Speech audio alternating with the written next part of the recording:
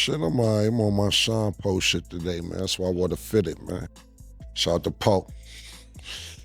Poe was wearing them suits. You know Sean? No. Oh my God. Listen, man. Shit gonna be crazy tomorrow for this suit. Sean was wearing the fitteds to court. I was watching the Sean documentary. Sean was wearing his fitteds. I like that documentary, man. It's a good documentary, man. Come on, What was his reason for wearing the hat? He didn't have a reason behind wearing the hat. He just was going to court every day. I mean, you can't wear your hat in court, but every day he was going to court for his case, he was wearing a different fit. I thought, like, that's fashionable. Pretty fashionable, especially in that era. Where the name Poe come from? I knew he was Sean. How he become Sean Poe, man? God bless HUD gave him that name. HUD asked him up. Hold on, man. Hold on. We gotta explain this real quick. Because he was Sean, then all of a sudden he became Sean Poe. Yeah, he started hanging out with us, and then... Wait, hold on. You gotta explain this correctly. You can't rush through this. Hold on. HUD gave the name Sean Poe on everything. How did that happen?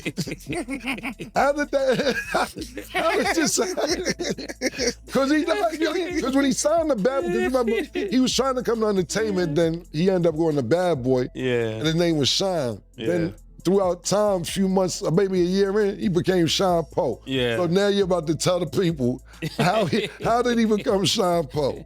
Well, the first time I heard him called Sean Poe was by HUD. HUD started calling him that. HUD started telling him, yo. So hold on, Murray, because we know what's going on. So all these are. HUD is like our brother. He passed away. We miss him very much. We love him. But he was also in the group Harlem World that Mase had signed him to. And he's one of our friends. And so for people that don't know Huddy Combs, Huddy Six, etc., this is what he's talking about. So he's saying that HUD. Yeah, HUD took him. Just so people know who HUD is. HUD took him up to Harlem. He started hanging out with HUD. HUD running him through the city. You know, HUD finessing him. Now, that's another thing, audience. HUD is top tier finesse. I'm talking about, he might be top 3, 4 finesses I ever seen in my life, my nigga, ever. But go ahead. So then, I remember Sean got in a little incident in Miami. You know, he getting off the elevator. He got some blood on his shirt or whatever.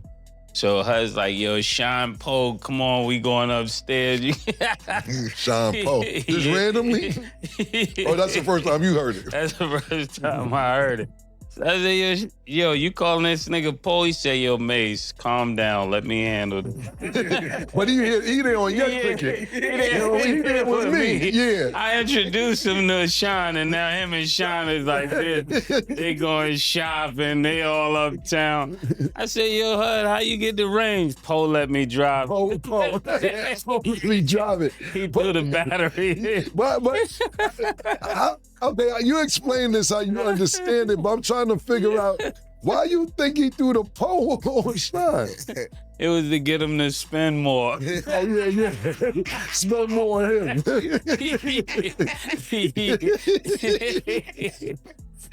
him all the stories. All the Harlem stories. Yeah. And now he Poe. Yeah, that's why he started wearing the Woolrich. You remember he had the low cut, he started wearing it. So you saying HUD told him to start wearing the Woolrich? Before that he was trying to be like, he wasn't trying to, I ain't gonna say that. Yeah, I know you're not trying to start no try. I get what you're saying. Before he was on the Biggie trajectory. Got you. When he got with HUD, he started being Poe. Yeah, it was a different image. The image changed. The image changed. Got you. I don't want to rush, and I know we gotta get to the show, but this reminds me of something else you told me about. Well, HUD. So I don't think the audience is really understanding. HUD is like our nigga, but we just niggas finesse. First of all, HUD can't rap. When Mase was putting Harlem World together, he said, who could sell it? And he's like, HUD could sell it. If somebody write the rap for him, he gonna go talk good. He could definitely sell it. Oh, man. When he gets with Mase, now mind you, Mase is the #1 rapper in the world at this time, so Mase doing songs with everybody. And Mase told me a story how HUD curved Mase for Brian McKnight or some shit. He started hanging out with Brian McKnight. I'm like, how the fuck you get Brian McKnight from Poe? How did that happen? And then we'll go for, I know we gotta go, but. I mean, HUD was sure with everybody, man. One time we was in, I think that was Atlanta, and then HUD was with AI. I'm like, yo, how did you meet AI? Like, AI, we'll be pulling up to the hotel. And then I tell HUD, stay in the car, yo. HUD, stay in the car. I go upstairs. And then I come downstairs, HUD with AI. They about to go shopping. Everybody he ended up with, he got him to spend cash. Yeah. You know, yo, fam, HUD was such a people person. He's one of the people who's hard to get mad at. Even when you mad at him, it's hard. Niggas say I took him shopping. HUD robbed me for about 6,000 one night, and I wasn't even mad. I sent the nigga to the bank for like 30,000. I said, yo, pick up 30,000. I said, meet me in Miami. So I had them, I don't even remember how it happened. Might not have been a bank. I can't remember. Whatever it is, I remember the number was 30,000, but I ain't been in my house. Long story, he picked 30,000. I said, meet me in Miami.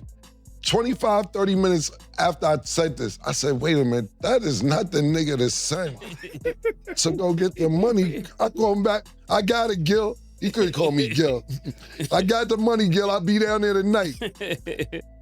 I said, all right. I'm like this, tapping my fingers like, I know this ain't gonna go right. So he comes straight from the airport to the club, like his bag on. We put the shit in the back of the club. So I don't want to be crabbing in the club, even though it's my money. So we chilling. I see HUD ordering bottles. You know, bottles in the club, 600, 700, 800. Cristal, Moet. See, I smack a bitch on the ass with 100. I said,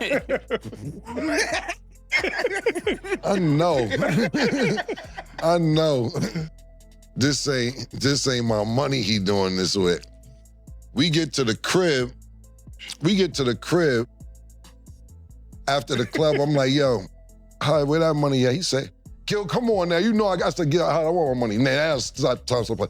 He go in the bag, grab the money, and throw it all in the air. Money just flying everywhere. I had the crib down. He just flying all over the house. 30,000 and like 50s and 100s. I'm like, now I got bitches, whatever, and all of us, me included, picking the money up, counting it. Shit like 24-6. I said, hi. You gonna trust them women hi, over bro, me? it's not 30 in here, bro. I can see if he spent 500, 600. Yo, bro. He said, Gil, that money in there, man. You better start looking under the couch. Buying that stove or something. I said, all right, hi. That nigga, then in the morning, I wasn't even mad at the nigga. I put myself in that position for a real bad guy like that. But it's always room for a bad guy. I was telling the nigga Sin that I was going to the Garden if the Knicks made the championship, and I was hoping to get booed. I wanted to do Hulkamania like this. Walking there with the OKC. I wanted to get booed. I was, because you paying attention to what I got going on. It's always room for a bad guy. Yeah. And niggas like bad guys. Let's think, I don't know how far y'all go back in wrestling, right? And I didn't even really watch this ever, a little bit. We talk about The Rock, who's a mega superstar actor now, right? The Rock came into wrestling as a bad guy. He was such a good bad guy that he turned into a good guy because they loved the nigga so much as a bad guy. The niggas was like, nah, this my nigga. Now he 2-3 years later, he was a good guy. Not even because he was that good of a bad guy. So always room. That's actually a good point. Good thing you said bad guy, not bad boy. I wasn't signing a murder. I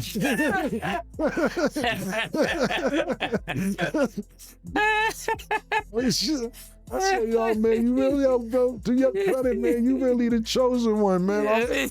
Me and Sin was saying you the chosen one, man. Loon went to jail, shot my nigga Loon. Biggie dead, Craig Mack dead. G Delt went to jail.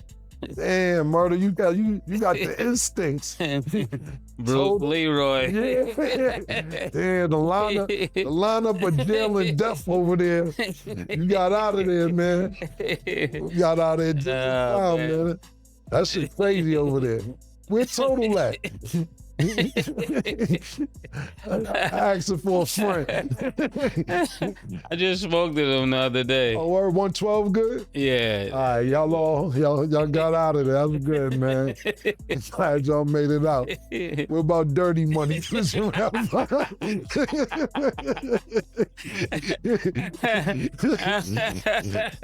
was in Dirty Money? Oh, word? Yeah. I just remember the name. I don't even know who was really in Dirty Money. That was two girls.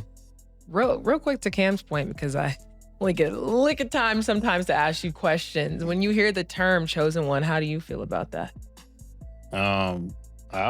He's just playing, but no, I'm not really. It's not I'm really really a not joke, really playing. yeah.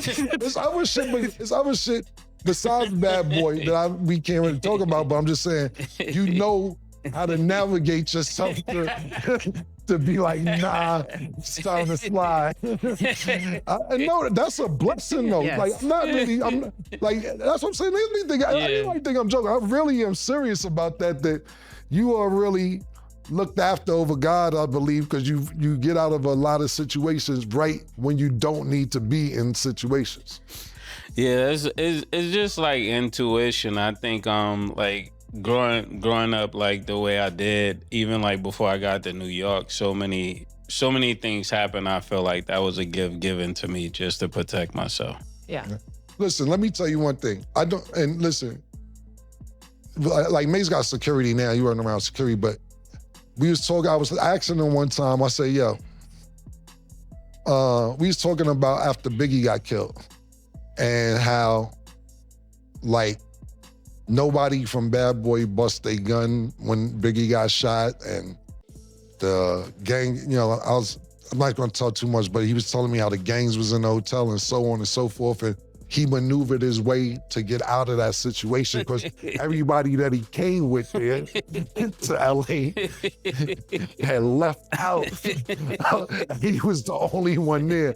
So you got Biggie passed away, security not busting their hammer, Huff get on a private jet, everybody going, and Mase figured his way to get out of here. So we was talking about, he said, Cam, that's why you just see me run around with nobody sometimes. Ain't nobody do shit. I'm better off by myself. It's funny, but not funny. Yeah, when they go, yeah. You by yourself, everybody trying to make it home. Yeah. Especially niggas crying behind cars. I just want to go home. I just want to be home. Right. But that's part of me saying that you the chosen one. Yeah. That's what I meant by that. Yeah, what do you do if you're security crying behind the car? You just want my wife. You just want your wife. Nigga, you gotta get out of here. I didn't sing too much. Niggas can't tell me nothing. That's why when niggas be talking tough, I said, man, just say. I didn't sing no. Niggas, how do you want to just go home? Oh, And be on this blanket. You're like, what? But he there for security? I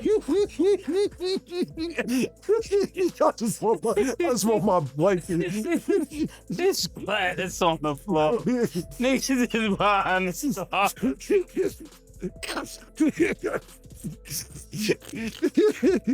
I'm never gonna be in this position.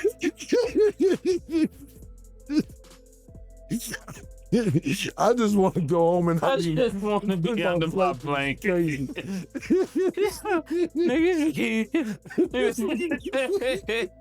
Niggas, wow. Oh shit. Oh, we gotta get out of here. God, you get me out of here. I'm never fooling with these.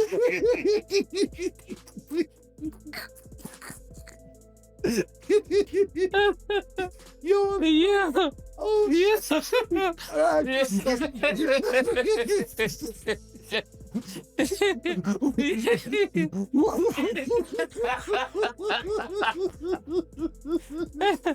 Oh man. Hey, yo. Yeah. What was your reaction?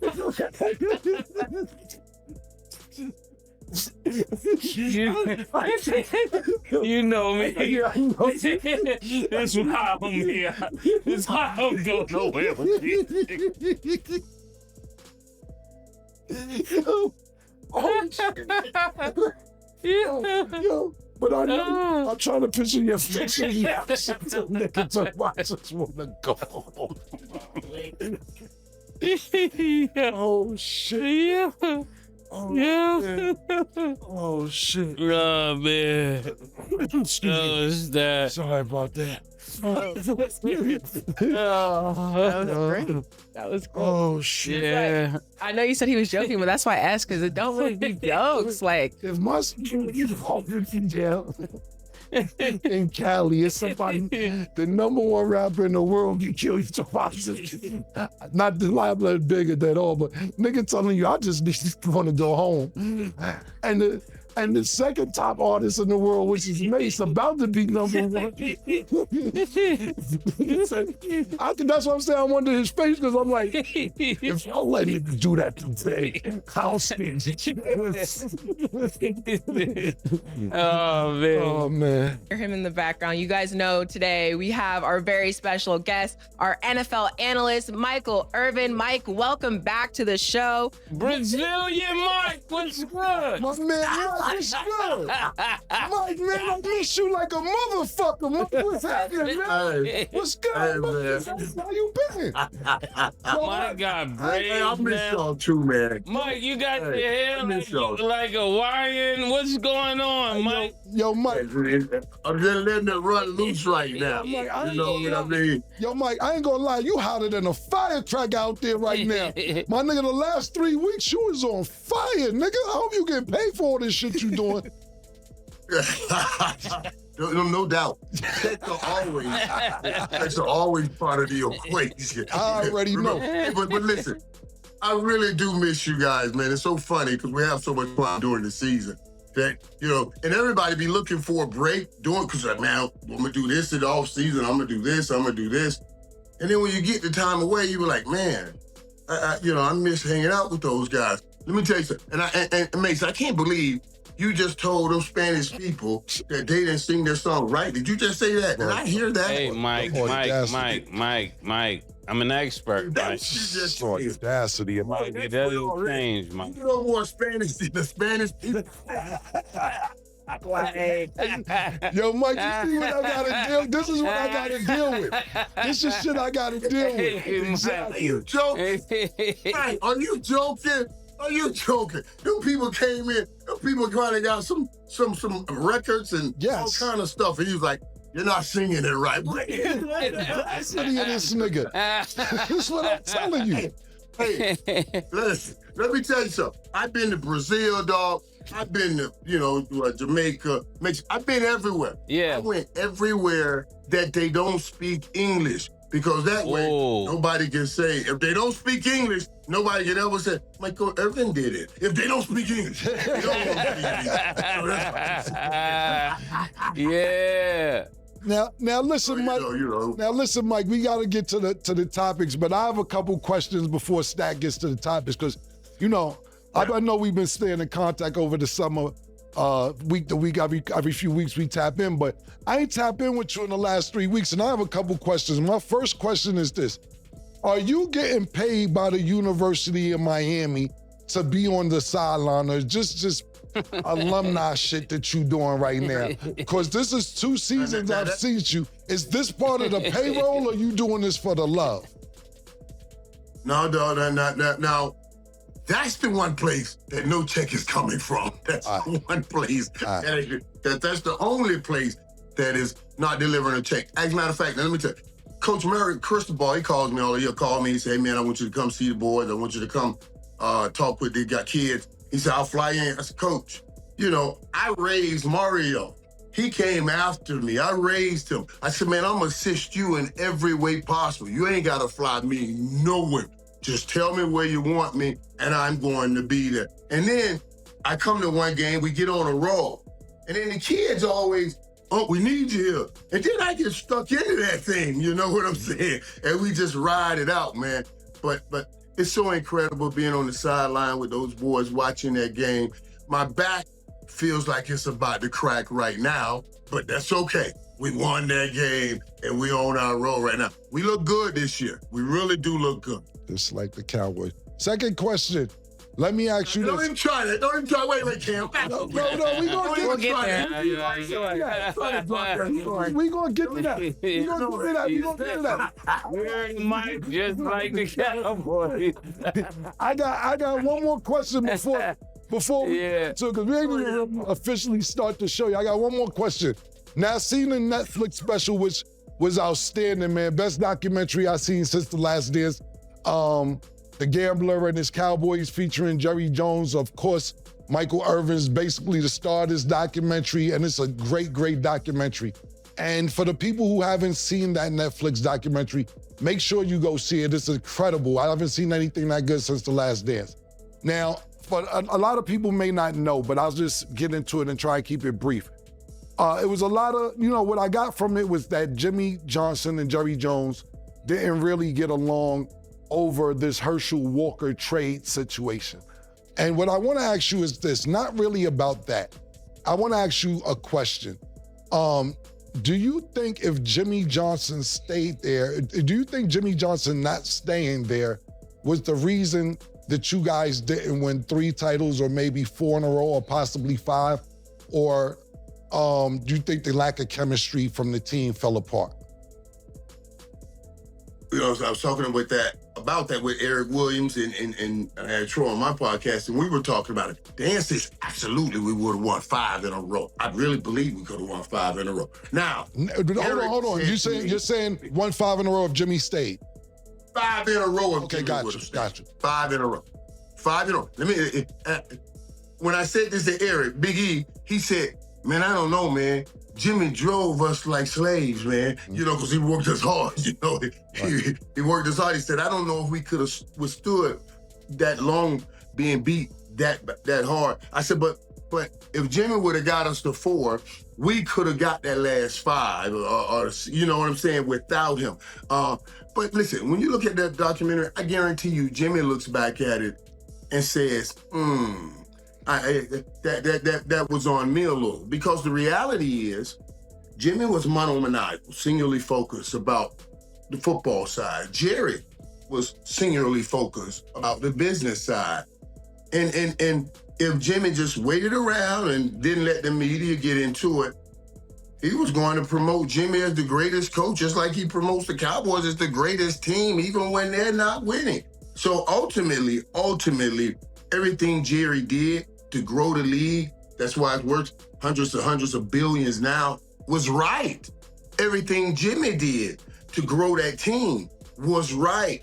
But the media got in between both of them and started running back saying, he said this, he said that. And then that blew it up. See, Murder, this is the thing. The reason I asked him this is because I just want to set a precedent of accountability. And Mike's not taking accountability. Mike, you fucked the whole shit up. You fucked the whole shit up, Mike. You started bugging season 3. We're not gonna blame Jimmy, it's your fault, Mike. You started wilding.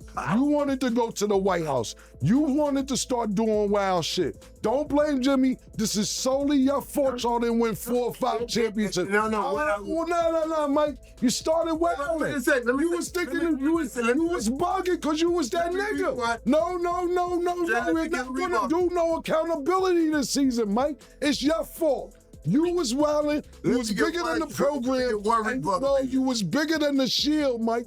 You came bigger than the star in the helmet, and you was feeling yourself. Back-to-back Super Bowls, you wanted to go to them tellies, you wanted to get the White House, you said, I'm gonna do what the fuck I wanna do, and you solely fucked up them 3 championships.